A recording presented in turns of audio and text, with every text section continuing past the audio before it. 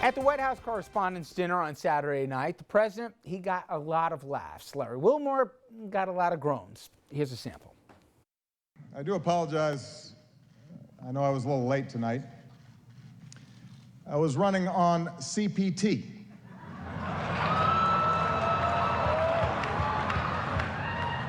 Which stands for jokes that white people should not make.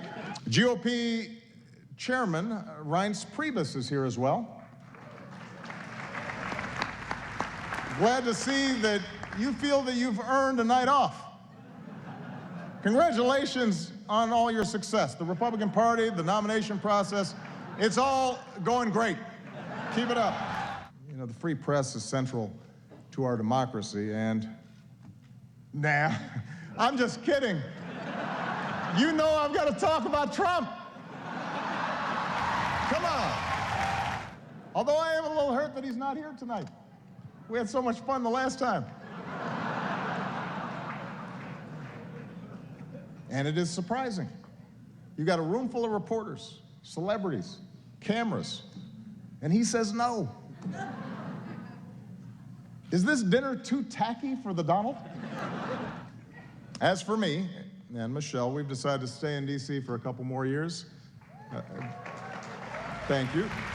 This way our youngest daughter can finish up high school. Michelle can stay closer to her plot of carrots. She's already making plans to see them every day. Take a look.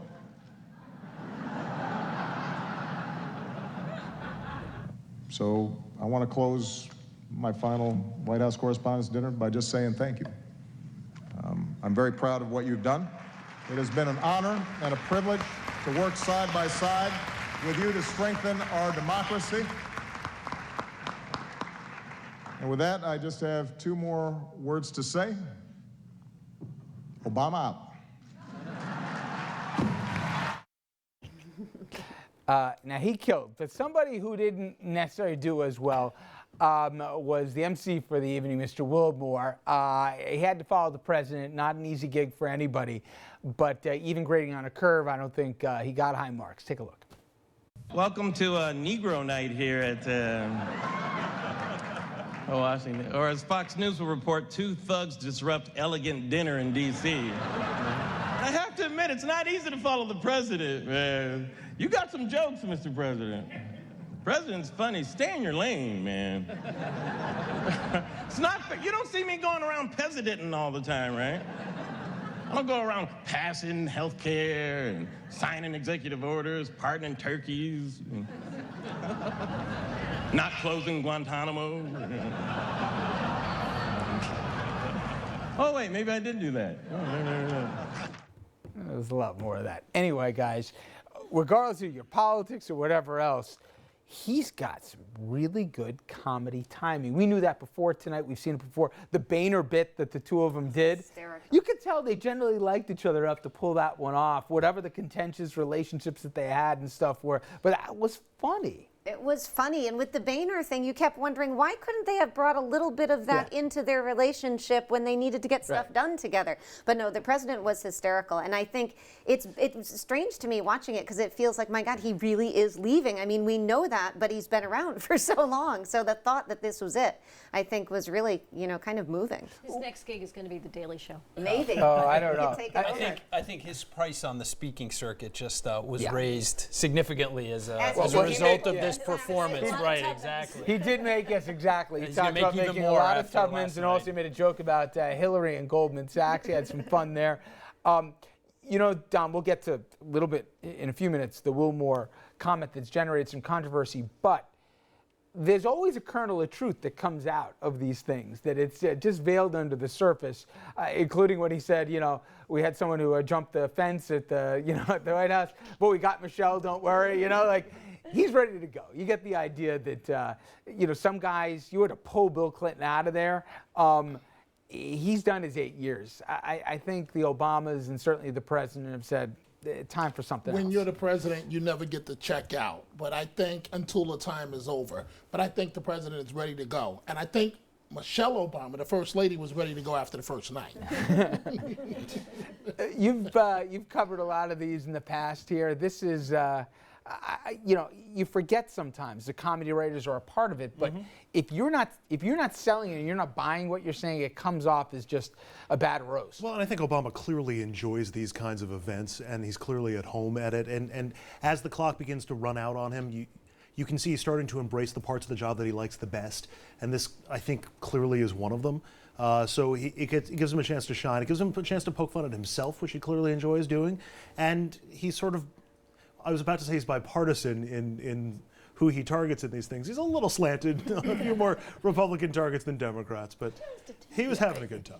Gian-Carlo, take yourself back to when you're there. Is this a night where staffers are a little nervous about, what the guy's going to say, the person following him, in this case, Wilmore, but you certainly can remember, and then also how it's going to play in the room? Totally, and I think Andrew hit on it. I mean, the jokes have to be good, right? And you're never going to know if the joke's good until it's delivered and you get the reaction. By the way, are the writers? Do you guys bring in comedy writers, or do you bring in your own writers who aren't comedy writers, or speech writers? So it's both, right? Really? I mean, you'll have speech writers, and the speech writers will be augmented by kind of people that you wouldn't imagine will be I'll just say that you wouldn't imagine will be weighing in on jokes for this dinner. You say, wait, the input came from who? Really?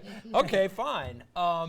But the other piece is, right, that the president's got to be genuine. I think, Andrew, you touched on this. And part of what made the president's performance the other night so successful was that it was believable. We've seen glimpses of that in the past. He's broken out into song sometimes at the podium. He's got kind of a bit of a playful banter at some press conferences, et cetera, a relaxed banter that we saw. So this wasn't wholly out of character. There is nothing more painful than seeing anyone, let alone the President of the United States, try to be funny or try to be out of character in person. I mean, that's the thing that as a staffer, right, you're the most girded against. Oh my gosh. Was there a moment that you remembered back in your day?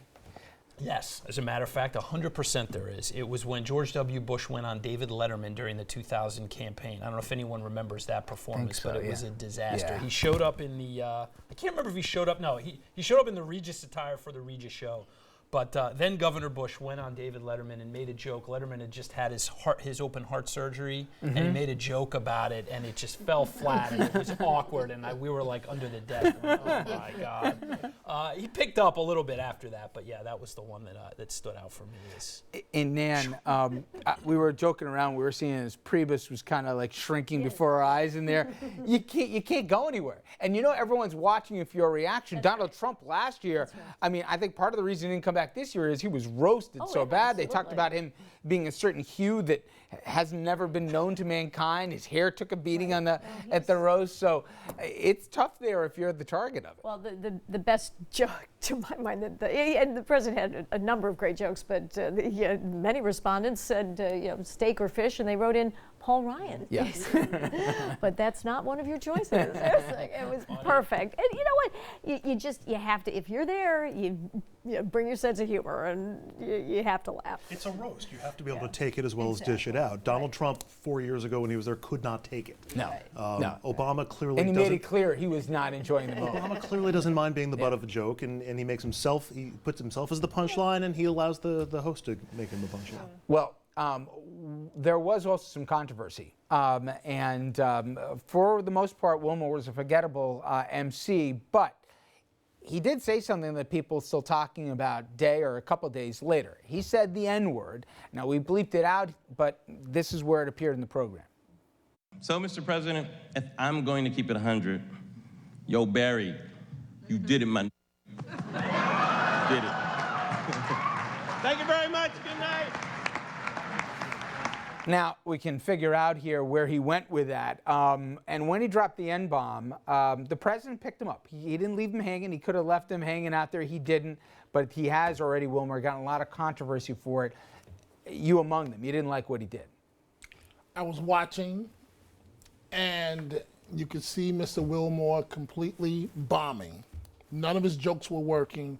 The joke about Wolf Blitzer was offensive to people like me. Wolf has been in this game of political reporting a long time. How dare you, who just got a show a half a minute ago on Comedy Central that nobody watches, and you're making fun of this man's career. And then, for the man that grew up in a suburb of California, I'm referring to Mr. Wilmore, he wants to keep it real. He wants to beat on his chest. Yo, Barry. And I've calmed down. I wrote an open letter complaint. This clown Many of us have fought have fought institutional racism all our careers. Like women have to fight glass ceilings. And this clown, this idiot, gets up there. He could have said brother instead of my N.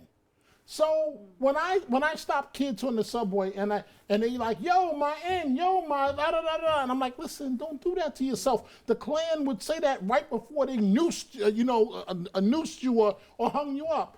And so how am I going to make that argument now when they're going to say, well, Mr. Carter, the comedian said it to the president's face, the black comedian. Nobody white said it, and you said it before the National Press Corps. I mean, I don't wish bad for his career, but what was he smoking? What was he thinking?